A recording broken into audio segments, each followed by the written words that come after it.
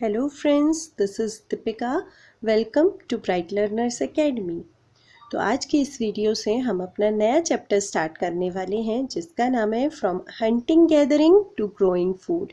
यानी कि जब पहले के लोग अर्लीस्ट पीपल जब पहले हंटिंग गैदरिंग करते थे और उसके बाद उन्होंने खेती करना शुरू कर दिया। तो इस ट्रांजिशन को, इस टाइम पीरियड के ट्रांजिशन को हम इस चैप्टर में डिस्कस करेंगे। तो इसको एक स्टोरी के फॉर्म में लीजिएगा तो चैप्टर बहुत इंटरेस्टिंग होने वाला है। इसमें हम सब कुछ डिस्कस करेंगे कि पहले के लोग क्या खाते थे, क्या पीते थे, कहाँ रहते थे, किस तरह के टूल्स वो लोग यूज़ करते थे। इस सब कुछ हमें इस चैप्टर से पता चलने वाला है। चलिए तो स्टार्ट करते हैं अपनी वीडियो। अच्छा, ये तो आप सबको पता ही है कि पहले के लोग हंटर गैदरर्स होते थे। ठीक है, हंटर्स क्यों बोला जाता था उनको? क्योंकि वो हंटिंग करते थे, शिकार करते थे। किस किस का शिकार करते थे? एनिमल्स का, फिश का, बर्ड्स का, इन सब का वो लोग शिकार करते थे, इसलिए उन्हें हंटर कहा जाता था। और गैदरर्स क्यों कहते थे? गैदरर मतलब जो लोग इकट्ठा करते हैं सामान को। तो वो लोग भी अपना फूड इकट्ठा करते थे। ठीक है, कुछ रूट्स इकट्ठी करते थे, कुछ सीड्स इकट्ठी करते थे। तो क्योंकि वो इकट्ठे कर रहे हैं, गैदर कर रहे हैं, इसलिए उन्हें गैदरर भी कहा जाता था। तो पहले के लोग बेटा हंटर गैदरर होते थे। ठीक है। अच्छा, एक बात आपको तो ये तो पता ही है कि एनिमल्स जो होते हैं वो काफ़ी स्ट्रांग होते हैं ह्यूमन बींग से, और वो बहुत तेज़ भागते हैं। ठीक है, अब उनको पकड़ने के लिए ह्यूमन बीइंग को भी तो और ज़्यादा स्ट्रांग होना होगा। ठीक है, अगर आप किसी से बैटल करते हो, किसी से कोई फाइट करते हो, तो सामने वाले से ज़्यादा स्ट्रांग होंगे तभी तो आप उन्हें हरा पाओगे। तो सेम इस सिचुएशन में भी था बेटा कि एनिमल्स तो स्ट्रांग थे पर ह्यूमन बीइंग को और भी ज़्यादा स्ट्रांग बनना पड़ा और उनको और ज़्यादा अलर्ट होना पड़ा। ठीक है, तभी शिकार कर सकते हैं, क्योंकि एनिमल्स भी बहुत अलर्ट होते हैं, है ना, एकदम से भाग जाते हैं। तो उनका शिकार करने के लिए ह्यूमन बीइंग भी काफ़ी अलर्ट रहते थे। ठीक है, और अपना प्रेजेंस ऑफ माइंड का यूज़ करते थे। अब उनका शिकार करना है तो माइंड तो यूज़ करना होगा। तो इस तरह से बेटा हमें ये बात इससे पता चली कि पहले के लोग भी काफ़ी माइंड यूज़ करते थे, है ना, काफ़ी अलर्ट थे। और क्योंकि वो प्लांट्स इकट्ठा करते थे, इससे हमें ये भी पता चला कि इसका मतलब उन्हें नॉलेज तो थी प्लांट्स की कि कौन सा प्लांट कितना यूज़फुल है। ठीक है, क्योंकि हर पार्ट हम प्लांट का नहीं खा सकते, कुछ कुछ पार्ट पॉइजनस भी होते हैं। तो इट मीन्स उनको नॉलेज थी कि कौन सा पार्ट एडिबल है, कौन सा पार्ट खाने लायक है प्लांट का। किसी प्लांट की रूट खाई जाती है तो किसी की लीव्स, किसी का फ्रूट, है ना। ये सब आप साइंस में पढ़ चुके हो एडिबल वाले चैप्टर में। ठीक है, तो अब आपको ये तो पता ही है बेटा कि वो लोग भी इसका मतलब ये सारी नॉलेज रखते थे कि कौन से प्लांट का कौन सा पार्ट खाना है। ठीक है, और उन्हें किस चीज़ की नॉलेज होती होगी? उन्हें नॉलेज होती थी सीजन्स की। ठीक है, अब वो कैसे हमें पता चला कि उन्हें सीजन्स की नॉलेज होगी? क्योंकि कुछ कुछ तो सीजनल फ्रूट्स होते हैं ना, जैसे मैंगो, मैंगो सिर्फ समर में आता है, एप्पल विंटर में आते हैं। तो इस तरह से क्योंकि वो फूड अपना कहाँ से लेते थे? वो तो जंगलों से ही फूड लेते थे। तो उन्हें नॉलेज थी बेटा कि किस तरह से या कौन से फ्रूट कौन से सीजन में अवेलेबल है, ये उन्हें पता होता था। अब बात करते हैं कि वो लोग मूव तो करते थे। ठीक है, जैसे हम भी कहीं कहीं घूमने जाते हैं ना, तो वो लोग भी घूमने जाते थे। पर घूमने क्या वो इतना ज़्यादा जाते थे फ्रीक्वेंटली? नहीं। ठीक है, हम लोग के पास तो गाड़ी है, बाइक है, हम उससे चले जाते हैं, बहुत इजी है। पर उस टाइम पे क्योंकि ट्रांसपोर्ट तो था नहीं, तो वो इतना ज़्यादा मूव नहीं करते थे, पर मूवमेंट करते थे। तो जनरली उस टाइम पे बेटा 4 रीजंस की वजह से उनकी मूवमेंट होती थी। ठीक है, यानी कि वो एक प्लेस से दूसरे प्लेस तक मूव करते थे। अब क्यों मूव करते थे? वो 4 रीज़न क्या थे वो हम डिस्कस कर लेते हैं फटाफट से। जब वो एक ही जगह पे बेटा रहते थे काफ़ी टाइम के लिए, तो यानी कि उस जगह के सारे फ्रूट्स, वेजिटेबल्स या वहाँ के एनिमल्स वो ऑलमोस्ट खा चुके हैं। अगर वो सब खा चुके तो इट मीन्स कि अब उन्हें दूसरी जगह तो जाना पड़ेगा, क्योंकि इस एरिया के फ्रूट्स तो उन्होंने खा लिए अब सब। तो इसीलिए जब वो उस जगह का फूड सारा कुछ खा चुके होते थे तो उन्हें दूसरे प्लेस पे मूव करना पड़ता था। सेकेंड रीज़न ये था बेटा क्योंकि एनिमल्स जो है वो एक प्लेस से दूसरे प्लेस पे मूव होते ही रहते थे। ठीक है, अब उनका शिकार करते करते भी कई बार दूसरी जगह चले जाते थे, क्योंकि मूवमेंट एनिमल्स की हो रही है और ये तो हंटर्स थे, ये उनका शिकार करते थे, तो एनिमल्स खाते थे, तो एनिमल्स को लेने के लिए इन्हें दूसरे प्लेस पे तो जाना पड़ेगा। तो दूसरा रीज़न फिर फूड की वजह से ही हो गया, क्योंकि इन्हें खाना वो एनिमल्स है, तो एनिमल्स अगर मूव कर रहे हैं तो इन्हें भी मूव करना पड़ता था। अब क्योंकि सीजन्स के अकॉर्डिंग प्लांट्स और ट्रीज ग्रो होते हैं, तो इसीलिए बेटा इन्हें भी उस जगह को छोड़ के दूसरी जगह जाना होता था। ठीक है, जैसे अगर इस सीज़न में यहाँ आम लग रहे हैं, अब यहाँ का तो आम का सीज़न चला गया है, अब आम यहाँ नहीं मिलेंगे, तो अब कुछ और फ्रूट कैसे खाएं, क्योंकि ये तो आम का ही बाग है। तो अब दूसरे बाग में तो जाना पड़ेगा ना उन्हें, जहाँ पे शायद उन्हें कोई और फ्रूट मिल सके, क्योंकि अब यहाँ पे तो आम अब नेक्स्ट ईयर गर्मियों में ही लगेंगे। तो इसीलिए बेटा फिर उन्हें दूसरी जगह पे मूव करना पड़ता था। ये तीनों रीज़न तो हो गए बेटा खाने से रिलेटेड। ठीक है, अब एक और जो हमारी नेसेसिटी होती है वो क्या होती है, वाटर, यस पानी। ठीक है, अब पानी के लिए भी उन्हें मूव करना पड़ता था। क्यों? क्योंकि बहुत सारी रिवर्स जो होती है बेटा वो नॉन पेरेनियल होती है।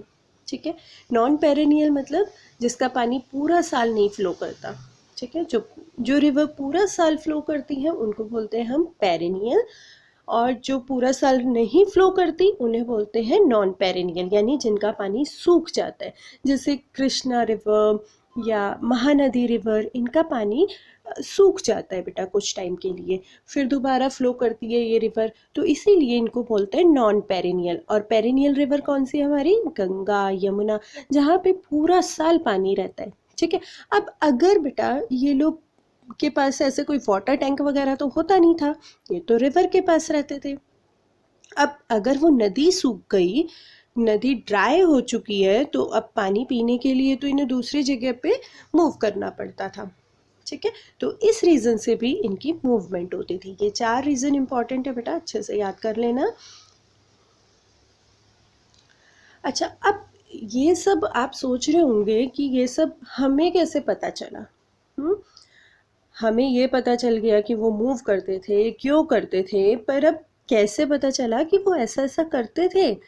हमने चैप्टर 1 में बेटा आर्कियोलॉजिस्ट के बारे में पढ़ा था। आर्कियोलॉजिस्ट कौन होते थे, जो सॉइल डिग करते थे और जो भी उसमें से सामान निकलता था फिर उसकी स्टडी करने वाले लोगों को क्या कहते हैं, आर्कियोलॉजिस्ट। ठीक है, अब आर्कियोलॉजिस्ट को कुछ ऐसे टूल्स मिले हैं। जब उन्होंने सॉइल डिग की, मिट्टी को खोदा, तो उन्हें कुछ टूल्स मिले। वो टूल्स वुड के बने हुए थे, कुछ बोन्स के बने हुए टूल मिले, तो कुछ स्टोन्स के बने हुए टूल मिले। ठीक है, अब आप सोच रहे होंगे वो इन टूल्स का कहाँ यूज़ करते होंगे। वो टूल्स का यूज़ करते थे बेटा बोन्स कट करने के लिए या मीट फ्रूट्स को चॉप करने के लिए। हमारे पास तो नाइफ होता है, पर उन लोगों के पास तब नाइफ नहीं होता था ना, तो वो किस तरह से अपनी सब्जी काटते होंगे या अपने फ्रूट्स काटते होंगे। वो टूल्स बनाते थे बेटा इन स्टोन्स की हेल्प से। आप देखो ये स्टोन्स हैं, इनको इन्होंने यहाँ से शार्प कर दिया है ना, ये शार्पन कर दिया। अब शार्प करने की वजह से इससे वो इजीली फ्रूट्स, वेजिटेबल या मीट उसको काट पाते थे। तो इस तरह से वो अपने टूल्स का यूज़ करते थे, या फिर अगर उन्हें मिट्टी खोदनी है तो इनका यूज़ होता था टूल्स का। और जब विंटर होती थी बेटा, तो अपने आप को प्रोटेक्ट करने के लिए ये एनिमल स्किन के कपड़े पहनते थे। अब एनिमल स्किन को ऐसे तो नहीं पहन लेंगे ना, उसको भी स्टिच किया जाता था, यानी एक प्रॉपर एक फॉर्मेट दे देते थे उसको। ठीक है, जिससे ये उसको अच्छे से कवर कर सके अपनी बॉडी को। तो एनिमल स्किन को भी स्टिच करके, ठीक है, उसके क्लोथ बनाते थे।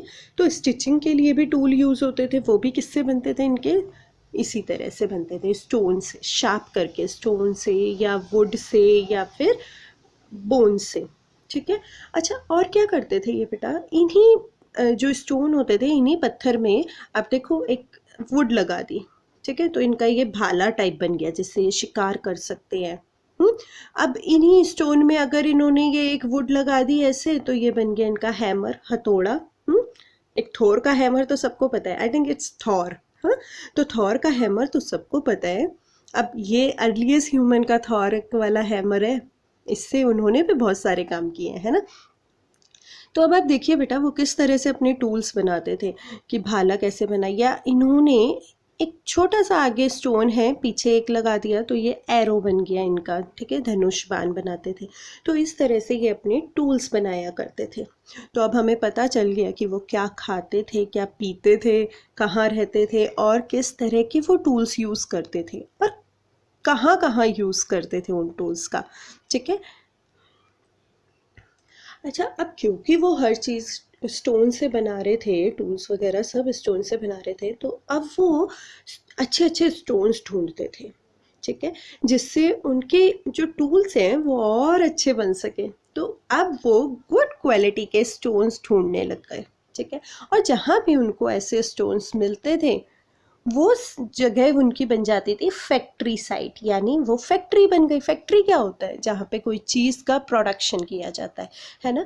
तो अब इसी तरह से बेटा, क्योंकि इन्हें फैक्ट्री साइट क्यों बोला जा रहा है? क्योंकि यहाँ पे अपने टूल्स बनाते थे, जहाँ पे इन्हें स्टोन मिले, अच्छे अच्छे स्टोन मिले, गुड क्वालिटी के स्टोन मिले, उधर ही इन्होंने फिर अपनी फैक्ट्री बना दी, वहाँ ये अपने टूल्स बनाते थे। अब ये हमें कैसे पता चला कि हाँ यहाँ पे फैक्ट्री होगी? ये हमें पता चला क्योंकि हमें वहाँ पे कुछ स्टोन के ब्लॉक्स मिले, कुछ टूल्स भी मिले जो वो लोग यूज़ करते थे उस टाइम पे। या फिर हमें और क्या क्या मिला? Vast amount of chips of waste stone.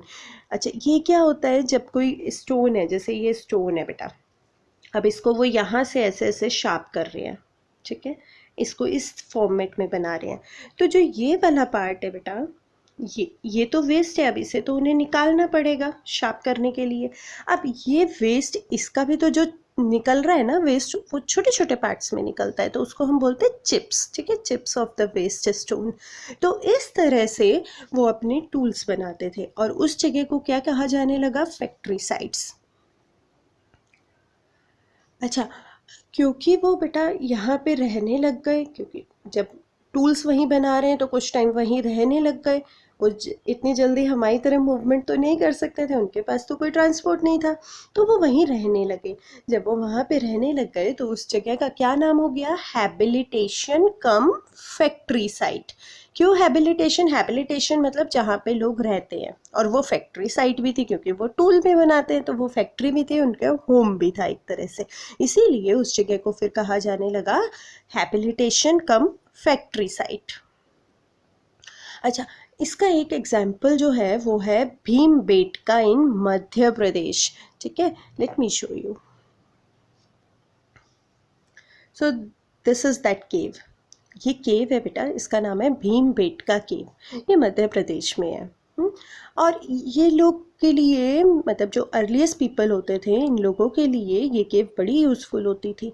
क्यों? क्योंकि ये लोग यहाँ अपने, चलो फैक्ट्री तो थी, यहाँ अपने टूल्स वूल्स भी बनाते थे, पर जब बहुत ज़्यादा गर्मी हो जाती थी तो वो ये केव उनका शेल्टर बन जाती थी, वो इसमें जाके बैठ जाते थे, थोड़ा शेड मिल जाती थी, ठीक है। या बारिश हो रही है या बहुत ज़्यादा ठंडी है तो ये लोग इस केव में शेल्टर ले लेते थे, ठीक है। तो इस चैप्टर में अभी तक हमें ये पता चल गया कि किस तरह से वो रहते थे, क्या खाते पीते थे, कब कब मूव करते थे, कैसे टूल्स यूज़ करते थे और किस तरह से उन टूल्स को बनाते थे, है ना, और कहाँ कहाँ उन टूल्स का यूज़ करते थे।